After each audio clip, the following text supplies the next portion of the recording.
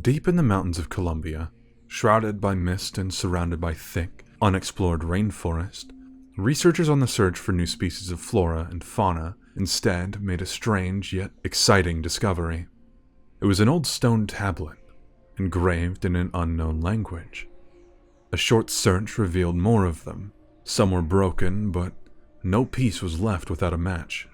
All of them were the same size. And while many had more writing on them, others had pictures. The images were of strange beings, taking on forms that resembled no animals known to man. This news quickly caught the attention of archaeologists all over the world, but one man in particular was captivated by the tablets. His name was Gregory Barber. After being invited to check them out, he was determined to learn more about the civilization that had created them. He wanted to know who they were, what they did, where they went, and what the tablets were about. More than that, he wanted to discover more of their artifacts, uncover their temples, find their treasures, and be the man responsible for resurfacing an entire lost civilization. He copied the ancient writings down in his notebook, spending several minutes on each symbol to make sure that it was perfect. With permission, he was able to take one of the picture tablets back to his lab in Augusta, Maine. He chose the one with the creature he was most fascinated by.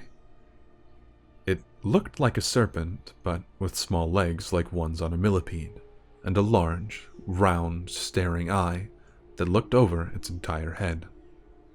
It must have been some sort of deity, but of what?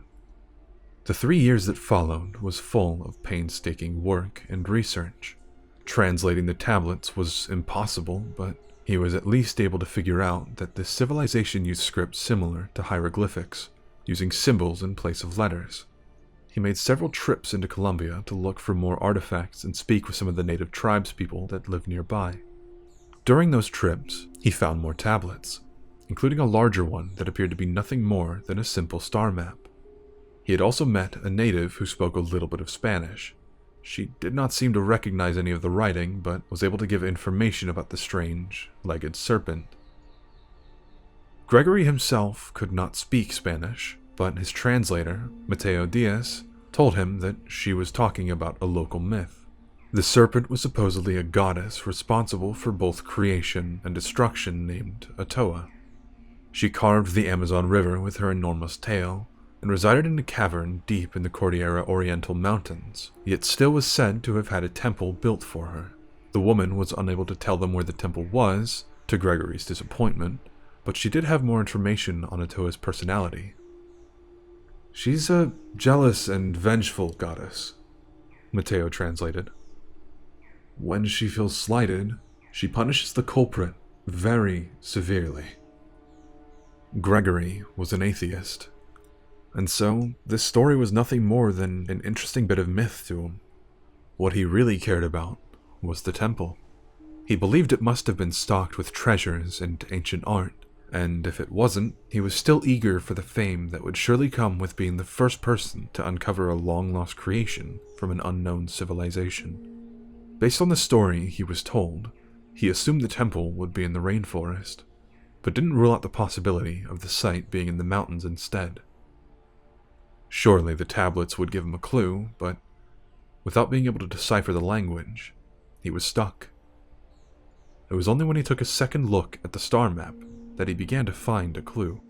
The circular image was split into 12 equal parts, which he guessed had to do with the 12 months of the year. With that in mind, it was now looking more like an astrology chart than a star map. There were different constellations in each section, and one of them resembled a serpent. After making a sketch of the chart, he returned to Colombia one last time. Specifically, he went back to the place he had found the original astrology tablet. Gregory studied the chart. The constellation of Atoa was on the 6th section, counting clockwise. That would stand for June. After calculating where the sun would peak that month, he journeyed to the zenith point. It was a long trek through untamed wilderness, but eventually, he found exactly what he was looking for.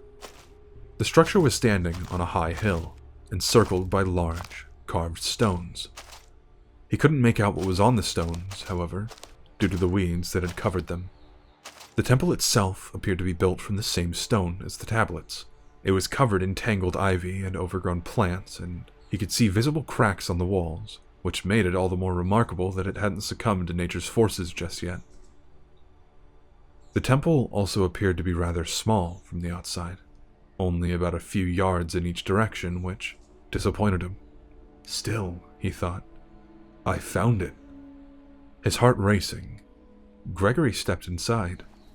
It was dark, and everything smelled of mold. He looked around with his flashlight, which revealed more of the symbols. They covered every inch of the wall. As he curiously traced their shapes with his finger, he suddenly felt a strange shiver down his spine and stopped. He assumed it was just because of the silence and the darkness, but as he looked around, he felt an odd sense of foreboding. It was as though something was telling him that he shouldn't be there, but he could not let his curiosity fail him now. He'd come this far, and he was going to uncover the secrets of the temple no matter what. The tricks of fear would not stop him. He walked until there was only empty space under his foot. He slipped into the hole before he could react, and landed with a hard thud on the stone below. He was in a tunnel just a few feet below the surface, and suddenly, there was a lot to explore. Though he wasn't sure how he'd get himself out, that wasn't important at the moment. There were two sides to choose from. Basing his choice solely on his gut feeling, Gregory walked down the right side of the tunnel before reaching a forked path. He went to the left this time, without having to even hesitate. It was as though his feet were simply guiding him on instinct. The deeper into the tunnel he went, the stranger things got.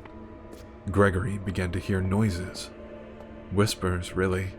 He couldn't make out what was being said, and realized with a bit of shock that he might have been hearing someone, or something, speaking in the language of the tablets.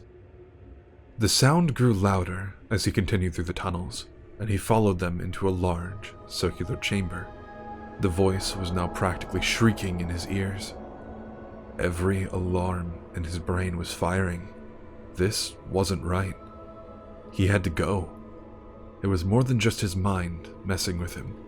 He wasn't alone in this chamber. Yet, when he pointed his flashlight at the center of the room to see a stone pillar topped with a large emerald, Gregory's greed overtook his common sense. The determination to succeed in his quest came back with a vengeance. He dashed for the treasure as the shrieks continued. Upon touching the gemstone, his body became overwhelmed with a sensation. It felt like static shock, but it took over every fiber of his being.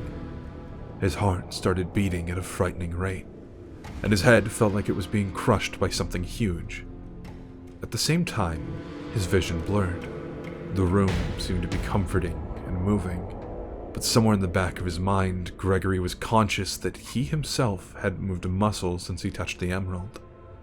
In fact, only a second had passed, but to him, it felt like several minutes of agony. The last thing he saw was a giant golden eye staring back at him before everything turned black. But he wasn't dead. He could still move, and he could still think. He was conscious, but following the sensory overload came sensory deprivation. He felt nothing, saw nothing.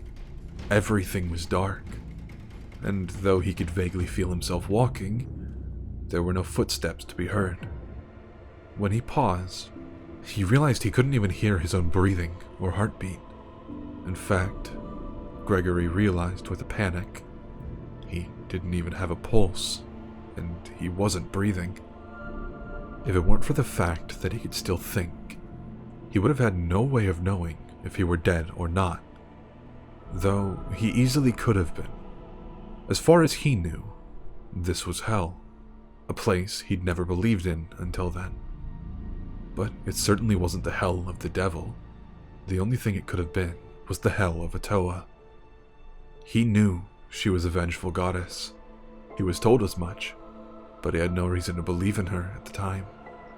and he never considered that her punishment for wrongdoers would be to send them to the realm of pure isolation, simply for trying to steal her treasure, and perhaps for refusing to have faith in her existence.